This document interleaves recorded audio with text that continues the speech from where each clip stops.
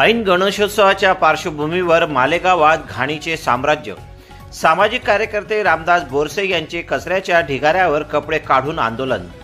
वादग्रस्त स्वच्छता ठेका घेणारी कोणार्क कंपनी आणि मनपा अधिकाऱ्यांचंच साटेलोट।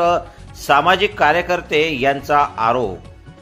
काट्यावर कचऱ्याचे वजन वाढवण्यासाठी माती रेती टाकत असल्याचा आरोप।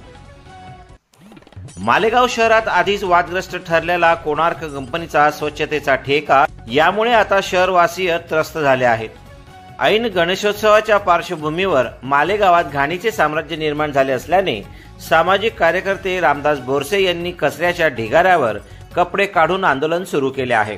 तर रोज 300 टन कचरा उचलणे अपेक्षित असताना त्याचे वजन वाढवण्यासाठी माती टाकली जाते आणि शहरात कचरा मात्र जशाचा तसा असल्याचा आरोप सामाजिक कार्यकर्ते देवा पाटील यांनी केला आहे।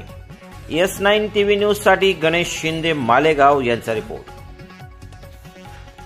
हा सण आहे, त्यांनी सांगितलं 2 दिवसात कुठे तुम्हाला घाण दिसणार आहे?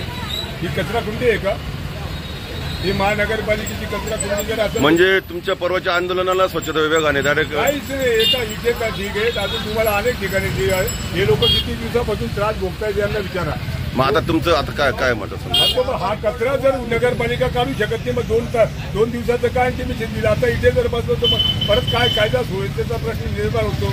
आज शुक्रवार आहे म्हणतात प्रतिसाद नाही। आता हे लोक काय येणेच का इथले जाणारे येणारे? आज शुक्रवार आहे, सण तेव्हार आहे, गर्दी भरपूर आहे, त्यात तुमचा पवित्र काय राहणार आहे? पवित्र काय, आता सण उत्सव असल्यामुळे तर आम्ही काही चुकीचा पवित्र घेऊ शकत नाही, परंतु मनपाच्या दारात जाऊन बसू शकतो मी। आज इथे नाही बसता येणार मला, कारण की माझी माती काय घाण आहे आरोग्य। आज महापालिकेला सुट्टी आहे। मला काय म्हणायचं, अधिकारी काय येऊन राहिले जाऊन राहिले ना,